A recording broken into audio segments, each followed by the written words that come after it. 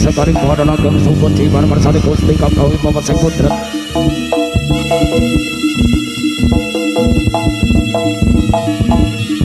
Jakarta sakit sabar pindah atau coba tadi kukusik coba kaku menurunkan kataku kabar. Coba tadi kukusik coba kaku tadi papan pakaian cabi pindah kau kata keseri sang pembangan dek. Kang jumut kanduk gerehani gusti kang kawi memasang putrat.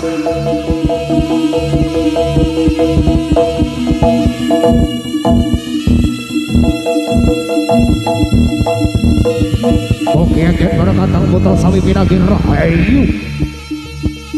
Rahayu kali sakit sapi kalau yung satrio botol magun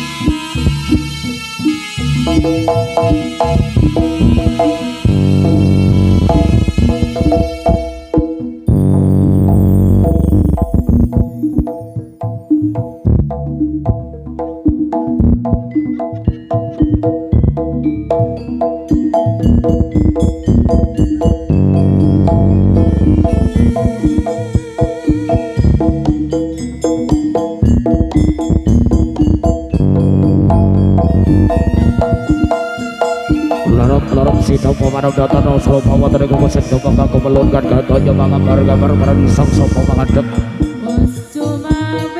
papasan orang terkesku dari sang selalu kalau lupa bawa dari kukusin coba aku bawa dari papan makaderet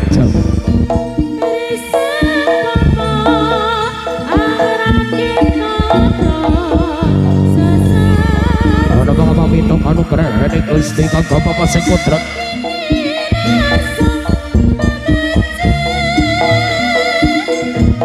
Oke agen berkatang putra sapi pinang gerahai kali sapi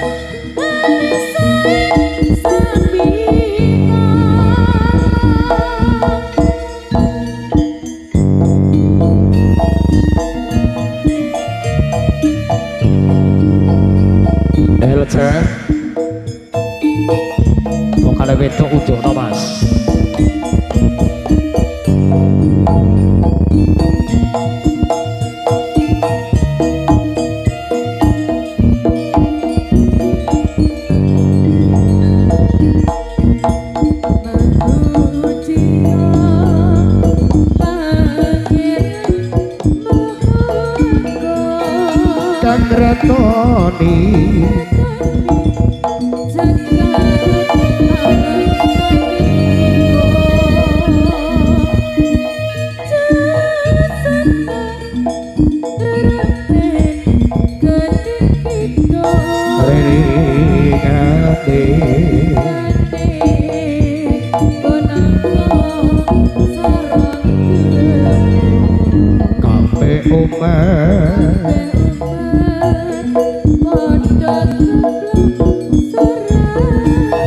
Saus puji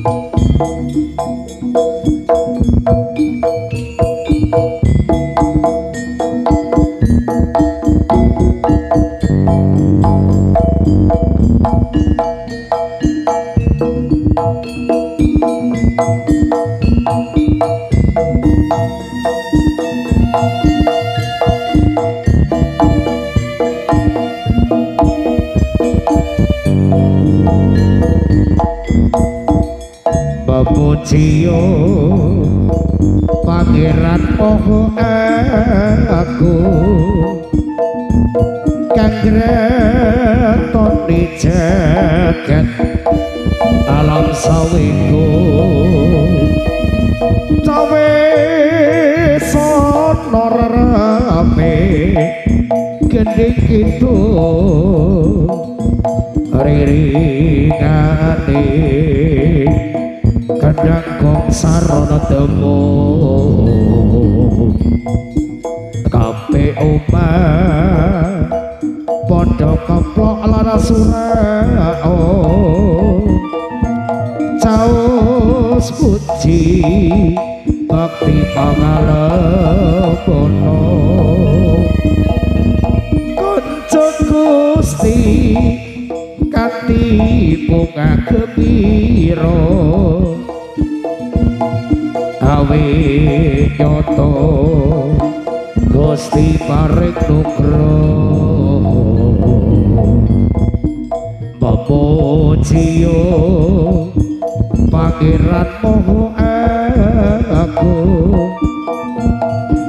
kang gretoni jagat alam sawiku caosono rarape gede gitu riringane kadang kong sarana temu kape omah padha keplok lara surao caos puji bakti pangalepono kanca Gusti kanthi bunga gembira awe nyoto Gusti paring nugroho nyo satriya putra manggala nyo satriya putra manggala kali soe sabikala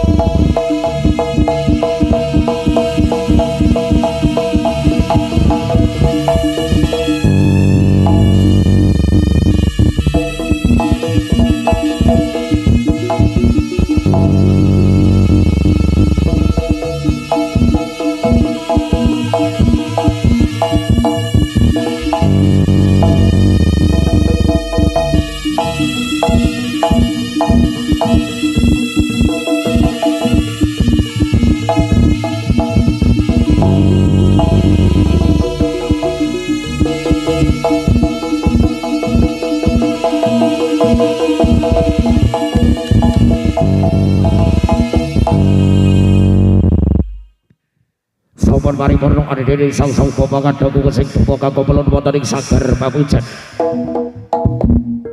Cekrek-cekrek yen Cinodra kadya tuku Sinukarta ingkang cacut taluwanda piyat dening sang bapak sing gedhe sak bujang arep gedhe. Ata lumapah wonten ing papan pagelaran Jawi.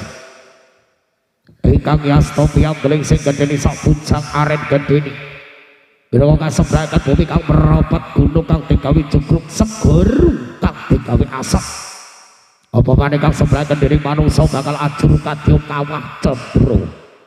Adimuku. Waruku.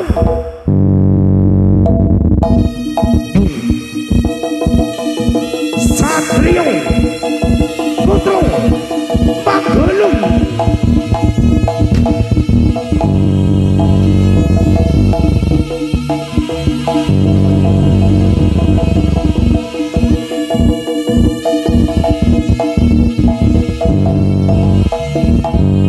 Lorong sirap sedang pamanam datang nang solo pawa dari kuku sing domba kang kemelunkan datanya kabar-kabar. Jegrek-jegrek yang kang ngastop yang beling sang bopo segedini sak bujang aren gedini. Biro kompet telung kumpat kabin ke kadyo buntut yang nogo sosro kang jumeneng wonten ing stadion super jalmo goro telata kiri-kiri kadang kuku sing papasan ora tegas gundani sang jalmo lupa. Papasan kini setan dede anu lulu bangaspati hanamung agawi reganging swasana. Risang sang bopongan nyuwun kanugrahane Gusti kang gawe papasing kudrat. Pogi anggen perkatang putra kang paring lelipur panggih rahayu. Kali saking sabiko. Waroko.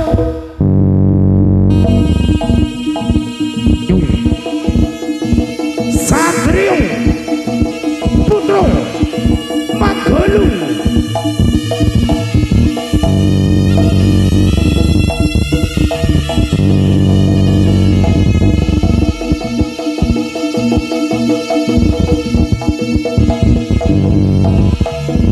Dewasono Jaya Wijaya tilebur kang sumrasto awa dening pangastuti ingkang bebasan rawi-rawi rentas malang-malang hadi putu risang sapa pangastop yang dening sing gedhe sak bujang aren gedhe kaseblaken bumi kang merapat bebasan kadya bledhek ing mangsa ketiga marani sang sapa panganyuwun kanugrahane Gusti kang kepepesing kudrat. Yen ana balak saka mangalor tak jaluk bali mangalor, yen ana balak saka mangidul tak jaluk bali mangidul. Yen asalmu saka banyu tak jaluk bali dadi banyu. Yen asalmu saka lemah tak jaluk bali dadi lemah. Yen ana balak saka mangulun tak jaluk bali mangulun, yen ana balak saka mangetan tak jaluk bali mangetan. Yen asalmu saka geni tak jaluk bali dadi geni. Yen asalmu saka angin tak jaluk bali dadi angin bali. Bali marang kersane Gusti kang gawe papasing kudrat. Waroko. Yo. Satrio. Putra Pagelung.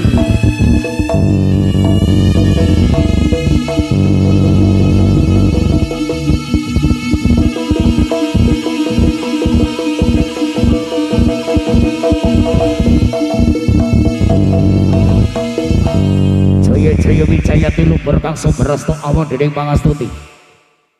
Risang sang pangasta piyat dening sang bapa kang gedruk putih cacahe kaping 3 kang nimbali dening para kadang putra katase lenggah. Wonten ing sasana busana tumuju wonten ing papan pagelaran Jawi. Risang sang bapa kang ngundang pringket tayangan tetekan lulu pangaspatihan namung agawe reganging swasana. Oke angin perkata putra paning likur manggih rahayu kali saking sapi kolo waroku Nyung Satrio putra Magolo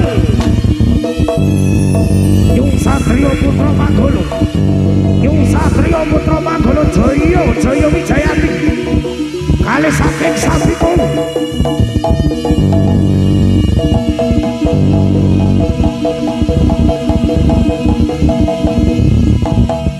Nyung Satrio putra Magolo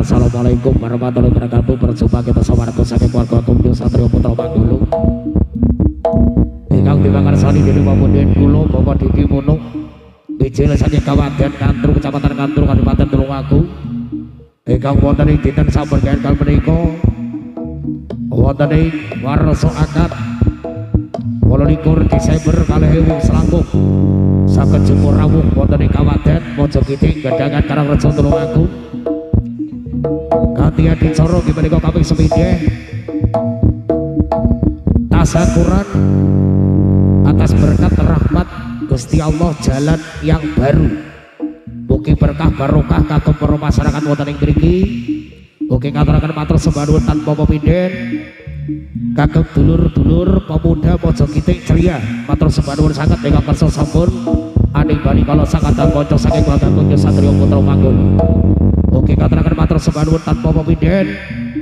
kagem jajaran keamanan saking bilonipun Bapak Kepolisian mugi Bapak Koramil Bapak Polsek mugi Bapak dan Ramil terima kasih matur sembah nuwun sanget ingkang sampun kersa paring izin anggenipun Nyung Satrio putra Magolo anggenipun paning legar mugi panjenengan ngaturaken matur sembah nuwun sanget kagem pemerintahan desa wonten ing Gedangan Karangrejo Tulungagung bilih menapa sampun anyumahaken anggenipun Nyung Satrio putra Magolo gelar pagelaran agung wonten ing dalu kalenggahan menika. Saderengipun kula paringi pasukan nomor 9 setunggal sambutan saking bilonipun Bapak Kades wedal saha panggen kawula semanggaken semonggo.